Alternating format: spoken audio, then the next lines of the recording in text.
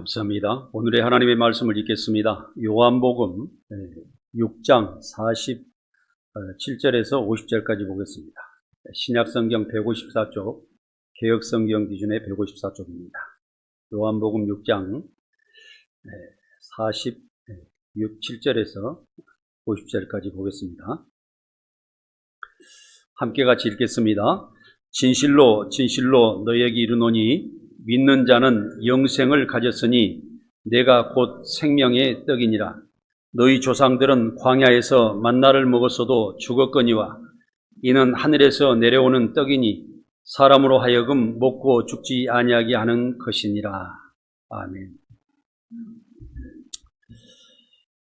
여러분들께서는 인생을 살아가면서 세상에 어떤 목적이 가장 중요하다고 생각하시면서 살아가고 계십니까? 우리 인생은 어떤 것을 목적으로 하며 살아가느냐에 따라서 사람의 변화는 많이 달라질 수가 있습니다. 어떤 사람들은 삶의 대상이 먹고 사는 것을 중심으로 그냥 이렇게 하루 인생팔이로 살아가는 그런 사람들은 정말 볼품없는 인생으로 인생을 마감할 것입니다. 어떤 큰 목적을 가지고 살아가는 사람은 그 뜻을 이루기 위해서 평생 동안 고생하고 수고하더라도 결국에는 큰 일을 이루고 인생을 마감하게 될 것입니다. 그래서 우리는 인생을 살아가면서 어떤 생각을 가지고 어떤 중요도를 가지고 살아가야 하는 것은 지금 우리가 남은 인생에도 굉장히 중요하기 때문에 이것을 지금 즉시 이 시간 예배드리는 순간에 바로 잡아가며 살아가는 것이 아주 중요한 것입니다. 우리가 동물 세계를 TV를 통해서 살펴보면 동물들은 오직 먹을 것만을 찾아다니며 먹고 사는 것을 볼 수가 있습니다. 동물들은 동물이 하는 행동에 아무것도 책임지지 않습니다. 오직 삶의 목적인 먹고 마시며 육체를 살찌게 하는 것뿐입니다. 이것은 동물의 값어치는 그 고기로 정해지기 때문에 그렇게 되는 것입니다. 그러나 인간이 살아가는 목적은 무엇이겠습니까? 인간은 육체를 기준으로 살지 않고 진실하고 올바른 마음으로 살아가며 일에 능력을 두고 살아가고 있기 때문에 먹고 마시는 것을 초월하여 일의 목적에 따라가면서 살아가는 것이 인간인 것입니다. 그러나 대부분 사람들은 무엇을 먹고 마실까, 무엇을 입을까, 어떻게 즐기며 살까 하면서 육적인 삶을 목표로 살아가는 것이 대부분들의 사람인 것 같습니다. 특히 믿지 않는 사람들은 하나님이 없다고 그러고 이 시간에도 교회에서 가면 뭐 하느냐, 아직도 주일이라고 그래서 휴일이라고 그래서 늦잠 자고 있는 사람들도 많이 있을 것입니다. 그래서 우리가 하루에 살아가는 그 목적도 어떻게 살아가느냐에 따라서 사람이 변화가 되는 것입니다. 여러분들이 하루에 어떤 목적을 새벽부터 계획을 세웠다고 하면 아침에 일찍 일어나서 그 사람은 활기차게 행동할 것이며 하루에 목적이 없는 사람은 늦잠 자고 또 낮에도 그냥 방에서 뒹굴고 TV를 보면서 소파에 누워 하루를 뒹굴다가 하루를 마감하면서 자기가 하시니 평안하다고 생각할 것입니다. 이러한 사람들의 결국에는 인생 마감에는 정말 가난하고 볼품이 없어서 남한테 사정하며 어려운 삶을 살아갈 수밖에 없을 것입니다. 예수님은 이러한 삶을 다 믿지 않는 사람들, 이방 사람들의 양식이라고 말씀하시고 하나님께서 이 모든 것이 사람들에게 있어야 할 줄을 아신다고 하셨습니다. 그래서 우리는 먹고 사는 것을 목적으로 하는 것이 아니라 어떤 목적을 가지고 어떤 목표를 가지고 큰 일을 향해서 갔을 때 그 일을 완성했을 때 다시 내가 먹고 사는 일과 내 가정이 경제적으로 해결돼서 내가 모든 것이 완성되고 세상의 명예와 권력과 세상에서 승리하는 삶을 살아가게 된다는 것입니다. 오늘날의 의식주 문제는 우리가 살아가는 삶의 전부인 것 같으나 사실은 아주 기초적인 삶으로 육체적인 삶인 것입니다. 동물의 삶에 아주 가깝다는 사실입니다. 인간은 이러한 의식주 문제를 뛰어넘어 세상을 지배하는 능력 있는 하나님의 생명을 받은 백성으로서 만물과 인류 미래를 위하여 살아야 하는 것이 마땅한 것입니다. 우리는 하나님의 동업자요, 하나님께서 우리의 생기를 불어넣으셔서 하나님께서 우리와 함께 세상을 다스리고자 하신다는 사실입니다. 예수님은 우리의 생명인 목숨의 중요성을 말씀하셨습니다. 마태복음 6장 25절을 함께 읽어보겠습니다. 그러므로 내가 너희에게 이르노니 목숨을 위하여 무엇을 먹을까, 무엇을 마실까, 몸을 위하여 무엇을 입을까 염려하지 말라. 목숨이 음식보다 중하지 아니하며 몸이 의복보다 중하지 아니하냐. 아멘. 사람의 생명은 육체에 있지 않고 영혼과 마음에 있다고 했습니다. 그러므로 사람은 생명을 살리는 믿음으로 살아가야 하는 것입니다. 즉 말씀하면 하나님은 진리의 말씀이요 예수님도 진리의 말씀으로 이 땅에 오셨기 때문에 진리의 말씀이 우리의 생명인 것을 깨닫고 살아야 하는 것입니다. 예수님은 공중의 새를 보라고 말씀하시며 심지도 않고 거두지도 않고 창고에 쌓아두지 않지만 하나님께서 다 기르시고 계신다고 말씀하셨습니다. 또 솔로몬의 모든 영광도 이 꽃 하나만 갖지 못하다고 말씀하셨습니다. 솔로몬은 세상 향락으로 인생을 아주 풍부하게 정말 즐겁게 어떤 사람이 따라오지 못할 정도로 부를 누리며 왕으로 살아왔습니다. 그러나 그는 마지막에 고백하기를 이 모든 것이 다 헛되고 헛되다. 이제 우리가 인간이 사람이 태어났으면 하나님의 창조주를 기억하라고 말하고 있었던 것입니다. 마태복음 31장 33절에 무엇을 먹을까 무엇을 마실까 무엇을 입을까 하지 말라. 이는 다 이방인들이 구하는 것이라. 너희 하늘 아버지께서 이 모든 것이 너희에게 있어야 할 줄을 아시느니라. 그런즉 너희는 먼저 그의 나라와 그의 의를 구하라. 그리하면 이 모든 것을 너희에게 더하시리라. 이렇게 기록되어 있습니다. 이 순서가 먹고 마시는 것이 먼저가 아니라 우리가 인생을 살아가면서 어떤 일의 목적, 하나님의 나라와 그의 의를 먼저 구하게 되면은 그 뒤에 부속적으로 우리가 먹고 사는 모든 것을 해결됩니다. 제가 선교지를 가서 목사님들이나 이런 선교사님들 많이 만났을 때 굉장히 선교지의 어려움을 토로하고 있는 부분들이 있습니다. 그런데 가만히 보면은 굉장히 이런 물질적인 가지고 옆에서 누가 도움을 많이 주지 않는다는 그런 말씀을 하시면서 하시길래 제가 한 말씀을 드리는 게 있습니다. 선교사님, 지금 선교지에서 해야 되는 일을 완성하십시오. 하나님의 일을 완성하십시오. 그리고 성실하게 그것을 완성하게 되면은 결국에는 하나님께서 목사님을 위한 그 모습을 바라보고 많은 사람들의 후원자가 목사님을 위해서 찾아오게 되고 목사님을 후원하게 되실 것입니다. 이름으로써 선교지가 하나하나 크게 더 완성될 것입니다. 더 나아가서는 선교사가 이 정말 선교지에서 목숨을 바치고 여기서 내 무덤을 써야 되겠다는 그런 각오로 선교를 하실 때 이 역사는 이 나라의 큰 변화를 일으킬 수 있는 선교지가 될 것입니다. 오늘날에도 우리나라의 절주단 성지를 가보면 수많은 선교사들이 잠들어 있는 것을 볼 수가 있습니다. 사랑하는 성도 여러분, 이 선교사들이 대한민국에 와서 그 무덤을 쓰지 않았다 하면 대한민국이 오늘날같이 발전할 수 있겠습니까? 코로나 왔을 때도 대한민국 사람들은 참 정직했습니다. 국가에서 또한 그 정부에서 어떻게 코로나를 이기면서 어떻게 코로나 방역을 위해서 지켜라고 이야기했을 때 온 국민이 하나같이 잘 지켰습니다.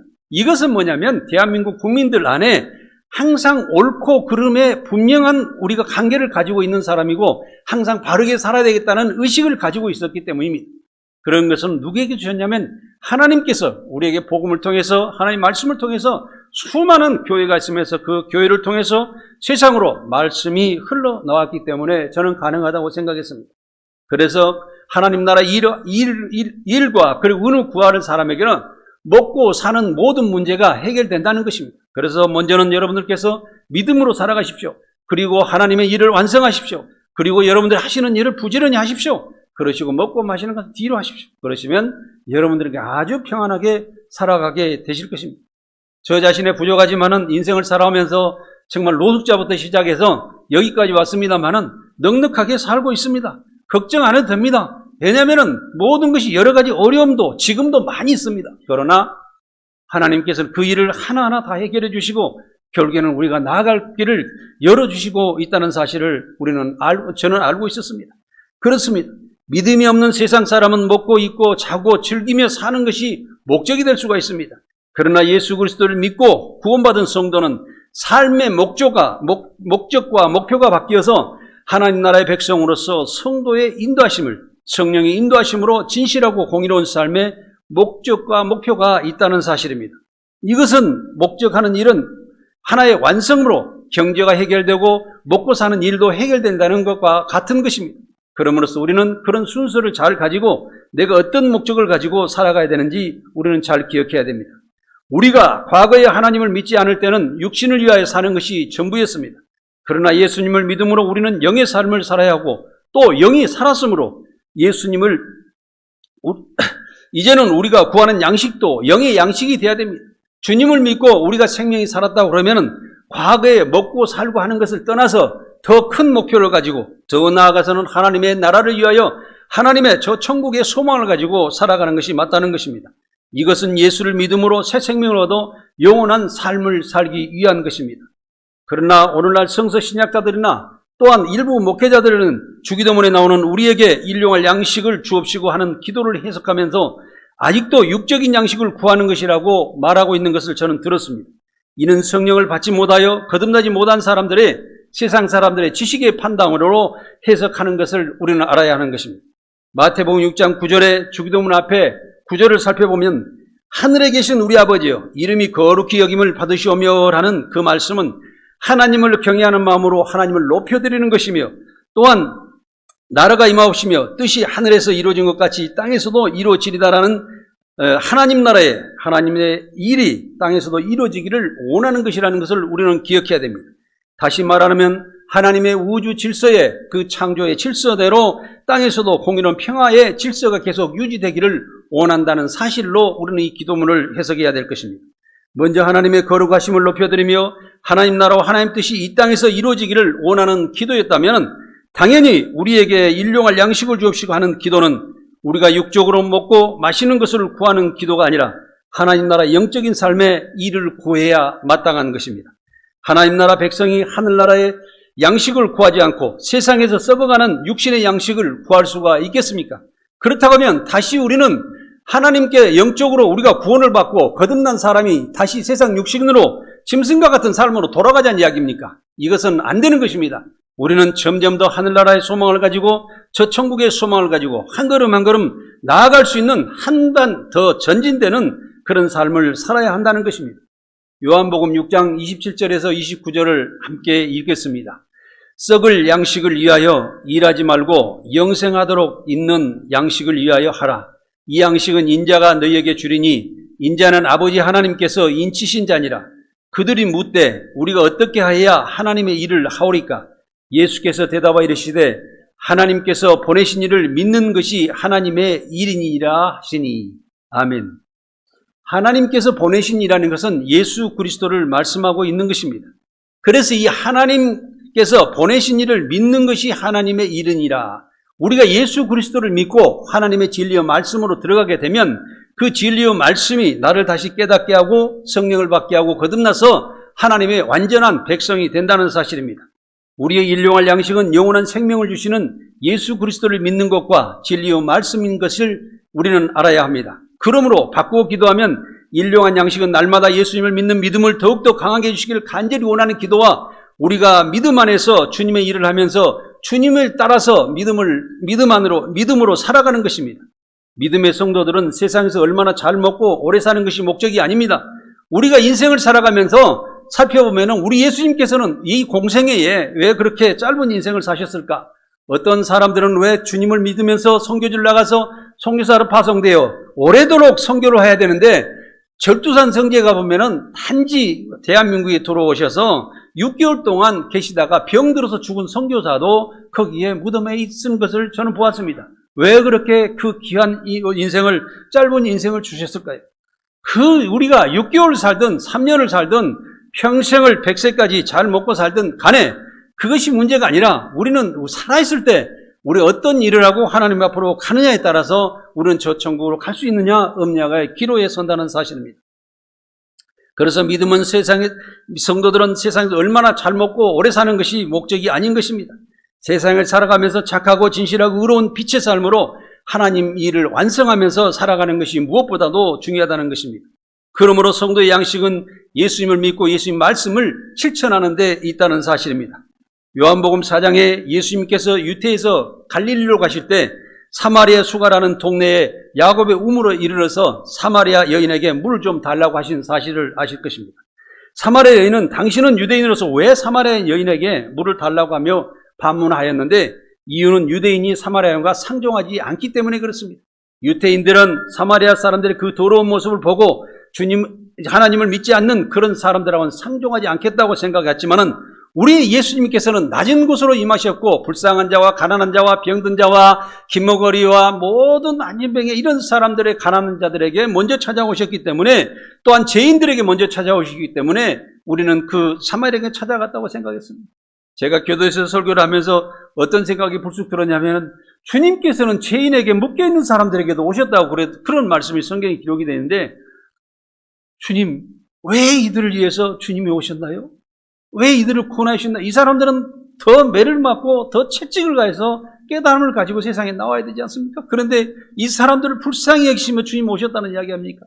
이 생각을 하면서 저도 크게 깨달았습니다. 왜? 나도 죄인인데, 나도 세상에 가면 정말 더럽고 볼품없는 그런 인간인데 왜 저 사람들을 멸시하고 나는 더 위대하다고 생각했는가? 왜 흑백의 논리로 저 사람들을 보아봤는가? 이런 깨달음을 주셨습니다. 우리는 어떤 상대가, 어떤 죄악이 오늘 정말 사람을 죽였던 살인자라도 우리는 그에게 다가가서 주님의 복음을 전해야 된다는 사실입니다. 그래서 이유는 유대인의 사마리아에게 상종하지 않기 때문에 예수님이 그러셨는데 예수님께서는 말씀하시기를 너에게 물 좀 달라는 내가 누구인 줄 알았다면 너희가 나에게 생수를 달라고 했을 것이며 내가 주었을 것이라고 말씀하셨습니다. 내가 주는 물을 마시는 자는 영원히 목마르지 않고 내가 주는 물을 그 속에서 영생하도록 솟아나는 샘물이라고 말씀하셨습니다.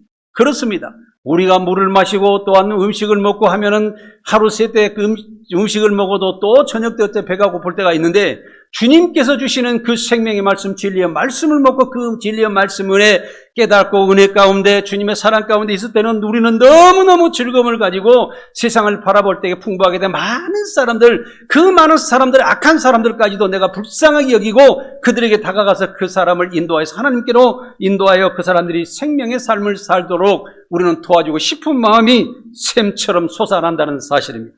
사랑하는 여러분, 우리는 그래서 세상 끝날까지 세상 법도 필요 없고 세상 지식도 필요 없고 오직 하나님의 진리요 말씀으로 살아갈 수 있는 능력의 한 단계 높은 지식을 가지고 살아갈 수가 있다는 것입니다. 예수님의 진리의 말씀은 영원히 목마르지 않는 영생하는 샘물이라는 것을 꼭 기억하시고 우리는 그 말씀에 은혜 받고 오늘 또 성령 충만하여 예배드리는 시간이 계속되시기를 바랍니다. 요한복음 4장 32절에서 34절을 함께 또 읽어보겠습니다. 내게는 너희가 알지 못하는 먹을 양식이 있느니라. 나의 양식을 나를 보내신 이의 뜻을 행하며 그의 일을 온전히 이루는 것이니라. 아멘. 예수님 양식은 십자가의 고난을 구원으로 세상 사람들을 하나님께 인도하는 것이 예수님의 양식입니다. 예수님은 그 사명을 가지고 이 땅에 오셨습니다. 성도 여러분, 세상의 모든 것은 일시적인 삶입니다. 또한 순간적으로 바람과 같이 지나가는 인생이라는 것을 알으셔야 됩니다. 그것은 지금은 우리가 당장 알지 못합니다. 그러나 내 인생이 다 가고 나서 내 육신이 또한 아프고 또한 내가 정말 걸음걸이가 힘들고 또 모든 것이 내 마음대로 되지 않을 때 내 인생을 돌아본다면 내가 바람과 같이 인생을 살아왔다 하는 것을 깨달을 때가 있다는 것입니다. 전도서의 말씀처럼 사람이 날 때가 있고 또 죽을 때가 있듯이 모든 일에는 기한과 때가 있어서 우리가 영원히 이 땅에서 살아갈 것 같으나 인생은 너무너무 짧은 인생이라는 것을 나중에 알게 된다는 것입니다. 우주 만물이 이때 하나님께서 창조했을 때 지금 보면은 수백억 년이 지나가 있습니다. 그런데 우리가 사실 여기서 100년이 살더라도 그 전체를 따지다면은 눈 하나 깜박하는 사이에 지나가는 이 세월과 같다는 것입니다. 이 땅에서 살아가는 목적은 그러므로 분명히 하고 하나님의 뜻을 이루면서 살아가야 한다는 것입니다. 그러므로 잔잔 지나가는 인생의 육체를 위하여 열심히 일하지 말고 영원한 생명의 삶을 위하여 일하며 진리의 말씀을 구하며 하나님과 동행하는 삶을 살아야 할 것입니다. 그러기 위해서는 하나님께서 보내주신 예수 그리스도를 온전하고 안전하게 믿음으로써 우리의 생명의 양식을 우리가 완전하게 하여서 그 일을 완성하면서 우리의 영원한 생명의 삶을 살아가야 할 것입니다. 어떤 사람은 먹고 살기 위하여 일한다고 합니다. 어떤 사람들은 일하기 위해서 또한 먹고 산다고 하는 것을 들었습니다. 전자 후자 중에 어떤 것이 옳은 것이 말하기 전에 짐승의 값어치는 고기의 질과 그 고기의 값에 있다는 사실입니다. 이 문제는 다 육신적인 이름으로 우리는 그것에 상관하지 말아야 됩니다. 그러나 사람의 값어치는 무엇으로 평가를 할까요? 사람의 값어치는 이 일에 능력이 있다는 것입니다. 그래서 저는 항상 우리 직원들에게 이야기할 때도 너는 어떤 것으로 너는 가장 위대함을 평가할 수 있느냐? 짐승은 사람들은 고기로 따지지만은 너는 어떤 것으로 위대하느냐? 짐승은 덩치라도 계속 키워나가는데 사람은 열 몇 살고 한 20살 가까이 되면은 육신은 다 성장하고 이제는 성장하지 않고 늙어가게 되는데 그러면 너희 위대함을 어떻게 성장한다고 되느냐? 내 자신의 능력이 일이라는 것이지. 내가 어떤 직장에 있더라도 그 일을 잘 해내라고 그 일을 완성함으로 해서 시장에 대우도 받을 것이며 월급도 더 받을 것이며 지위도 더 올라갈 것이며 결국에는 그 사람은 사회에서 존경받고 정말 자랑스럽게 살아가게 된다는 기본적인 원리입니다. 그러므로 사람의 값어치는 그 일의 능력에 있는 것입니다. 일의 능력에도 좋은 일과 나쁜 일이 있으며 또한 의로운 일과 남을 해야 하는 일도 있어서 우리는 어떤 목적으로 살아가야 하는지 잘 파악하고 예수님을 잘 믿으며 의롭게 공의롭게 살아가면서 참 평안과 기쁨의 길을 걸어가야 하는 것입니다. 예수님께서는 썩을 양식을 위하여 일하지 말고 영생하도록 있는 양식을 일하여 하시며 이 양식을 우리에게 주시겠다고 말씀하셨습니다. 그리고 하나님께서 보내신 예수님을 믿는 것이 우리의 일이라고 하였습니다. 예수 그리스도를 이 세상에 오셔서 우리를 구원하신 그 일을 믿으면 우리도 따라서 그 일을 하게 돼 있고 또 하나님과 예수님이 함께 계셨다는 그런 말씀은 하나님은 곧 예수님이시고 예수님은 곧 하나님이시고 그 분들은 두 분 다 진리의 말씀이신 거로 하나로 일체가 되어서 독생하시는 분의 안에 들어있는 것입니다. 예수님은 영원한 생명에 예수님의 진리의 말씀을 믿는 것이 우리의 가장 중요한 양식임을 말씀하고 있는 것입니다. 그러나 믿음이 없는 바리새인들은 우리 조상들은 광야에서 만나를 먹었다고 육체적인 이야기를 하며 여전히 육신적인 생각에서 벗어나지 못하고 있는 것입니다. 여러분들께서 만약에 눈으로 보고 판단하고 하는 것으로 모든 것을 보고 판단하게 되면 결국엔 육신적인 삶에서 판단하는 것입니다. 그러나 우리가 하나님의 세계를 바라보고 영적인 세계를 바라보고 한 가지 일을 한다고 그러면 정말로 우리의 삶은 하나님께서 축복을 주시는 그런 삶이 될 것입니다. 예수님은 나는 모세가 너희에게 하늘로부터 떡을 준 것이 아니라 내 아버지께서 너희에게 하늘로부터 참 떡을 주시나니 하나님의 떡은 하늘에서 내려 세상에 생명을 주는 것이라고 말씀하셨습니다. 이 말씀은 말씀이 육신이 되어 세상에 오신 예수 그리스도를 가리키는 그 말씀입니다. 요한복음 6장 35절을 함께 읽어보겠습니다.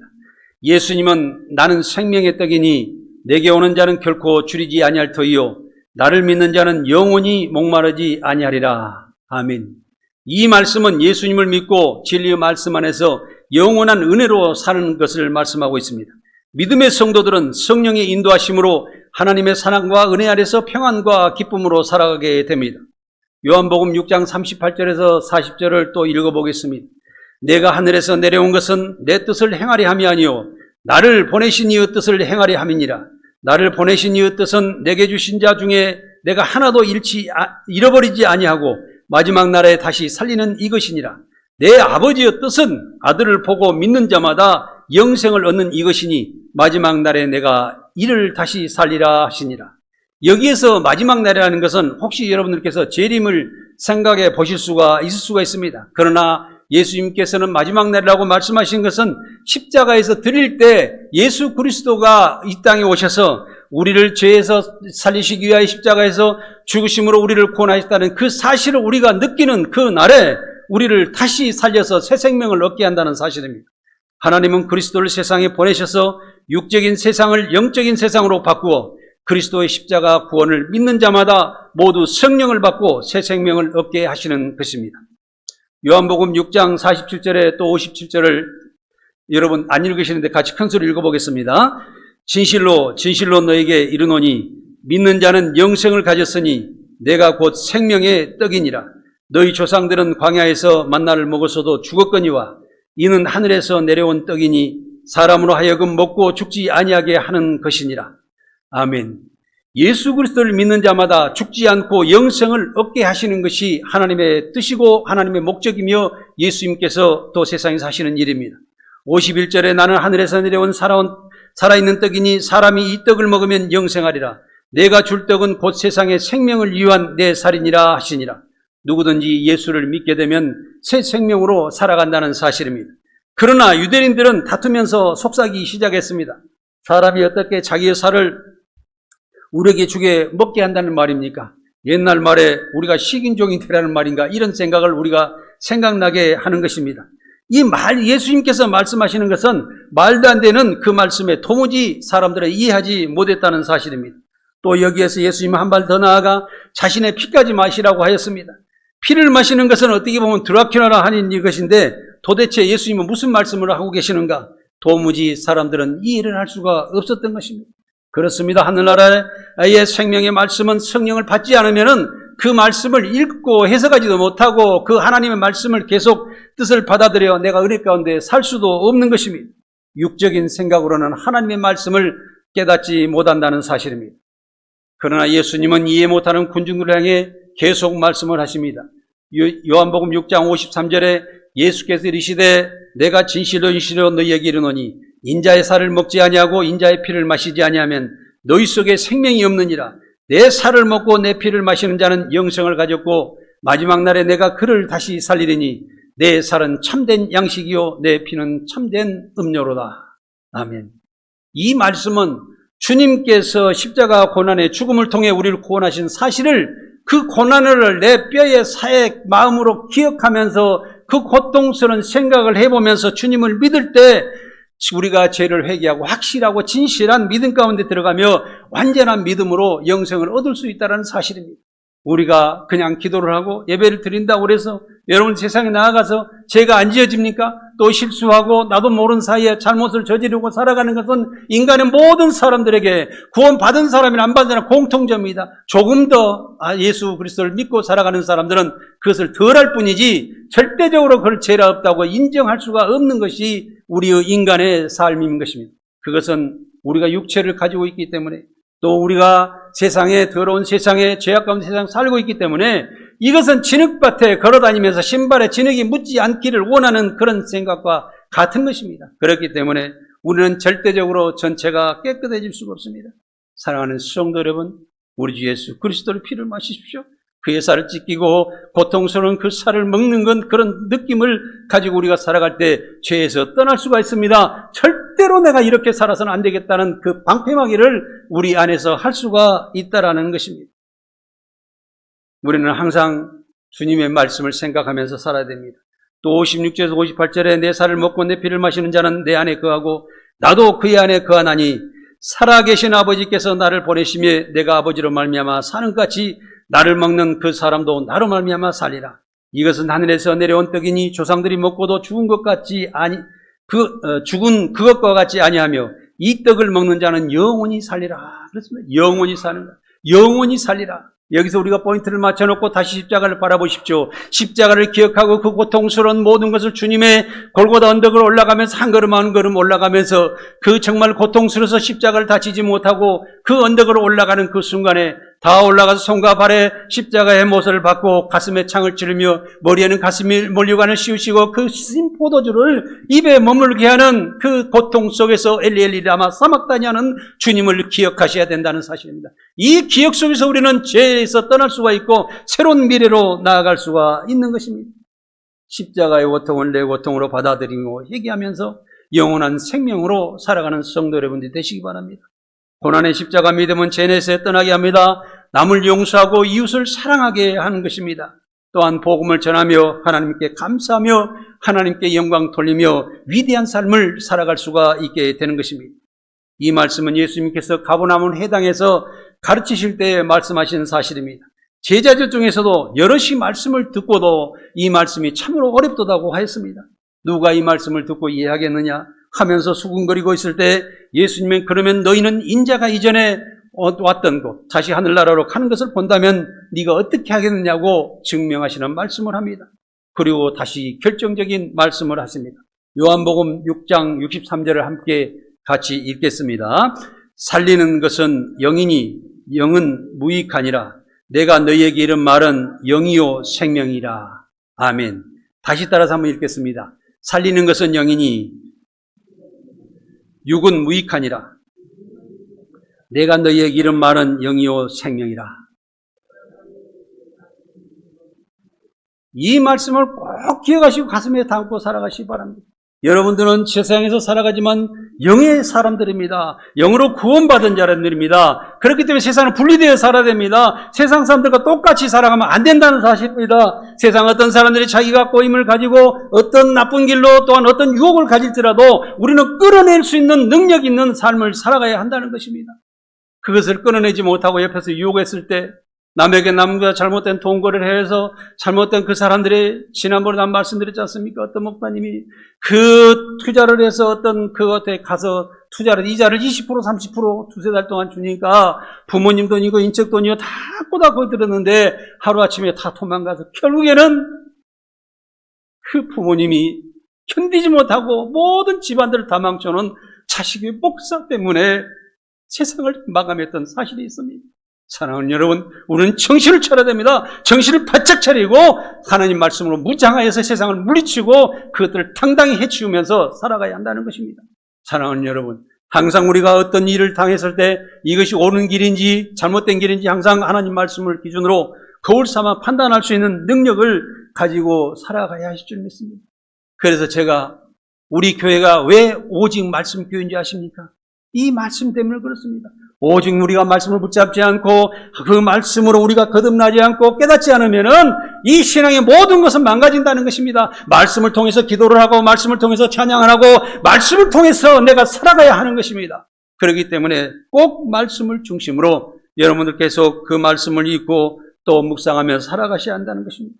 그렇습니다. 우리의 영이 살아나지 못하면 우리 육체는 짐승의 육체보다 더 못하게 됩니다. 이유는 짐승의 고기는 먹을 수라도 있지만 인간의 고기는 먹을 수도 없고 다 늙어서 쭈그러들어서 되게 되면 결국에는 저 화로에 태워가지고 재로 날려버리는 그런 삶을 살기 때문에 그렇습니다. 우리 인생은 뭡니까? 마지막에는 태워버리는 죄입니까? 뭡니까? 그건 하지 않습니다.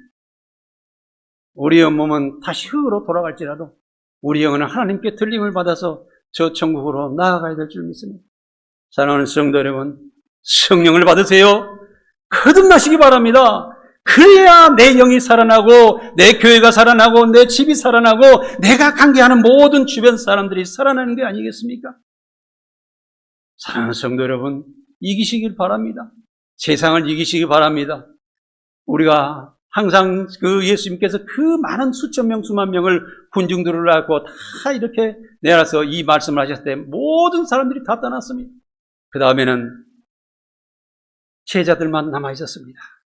그런데 그 중에서도 예수님을 팔려고 하는 제자도 있었다는 사실입니다. 그러나 예수님은 그를 알고 있었습니다. 아무리 생명의 말씀이 공급되어도 듣고 깨닫지 못하는 그런 사람이 있다라고 그러면, 이 자리에 만약 있다라면 나는 가론유다가 된다는 사실을 우리는 알아야 됩니다. 왜 그러느냐? 때가 있냐면 주님 말씀을 듣고 또 세상에 또 딴 일을 하게 된다는 것입니다. 이기십시오. 하나님 말씀은 내 생명과 같이 여기시고 살아가셔야 한다는 말씀입니다. 또 예수님은 전에 너희에게 말하기를 내 아버지께서 너희에게 나에게 오도록 하지 않으시면 누구든지 내게 올 수 없다 하였노라. 내 아버지께서 나에게 올 수 없다라는 것은 뭐냐면 내 아버지는 누구냐? 하나님은 말씀이시요 하나님은 진리의 말씀이시므로 그 말씀을 깨닫고 내가 주님을 믿고 나아갈 수 있는 그런 사람을 이야기하는 것입니다. 어떻게 하나님께서 보내신다니까? 하나님께서 눈에 보셔서 손잡아다 교회에 이끌어 주셨습니까? 우리가 하나님의 말씀을 통해서 우리 주님을 알게 되고 하나님의 세계를 알게 되고, 내가 지금 하나님께서 내게 우리가 눈으로는 보이지 않지만은 우리가 아버지 하나님이요, 아버지 하나님이요, 나를 이렇게 살펴주시니 감사합니다. 나를 인도하시니 너무 감사합니다. 내가 앞날에 살아갈 때도 계속 나를 지도해 주시고 간섭해 주시고 채찍질해 주시고 저 천국의 문을 열어서 나에게 들어가게 해 주시옵소서. 계속 기도하면서 살아가는 것이 우리 삶이 아니냐, 이런 이야기. 그래서 아버지 하나님께서 내게 오도록 하지 않으면 누구든지 내게 올 수 없다 하였노라 하시며 나를 믿으라고 말씀하시는 것입니다. 그것은 진리의 말씀이신 하나님을 이야기하고 있는 것입니다. 그때부터 예수님을 믿고 스승으로 모시겠다고 따라다녔던 모든 군중들이 대부분 예수님을 떠나가고 12제자만 털렁 남게 되었습니다. 예수님께서는 제자들에게 질문하십니다. 너희도 나를 떠나가려느냐? 이렇게 묻습니다. 네. 그런데 거기에서 수제자인 베드로가 대답을 했습니다. 주여, 영생의 말씀이 계시오니 우리가 누구에게로 가오리까? 우리가 주는 하나님의 거룩하신 자이신 줄 믿고 알았사옵나이다 고백하며 주님을 떠나지 않겠다고 제자들이 머물게 되는 것입니다. 예수님의 목회가 실패했습니까? 여러분들께서 또 신앙생활 하시다가 또 세상으로 나가서 교회 안 다니고 또 옆에 성도들 때문에 상처받고 또 목회자 때문에 상처받고 또 혹시 저 때문에 상처받고 떠나가시겠습니까? 저를 믿지 마십시오. 저도 세상 사람들입니다. 그러나 하나님을 믿으십시오. 네, 하나님을 믿으시면 그 말씀이 여러분들이 미래의 모든 길을 인도해 주실 것입니다.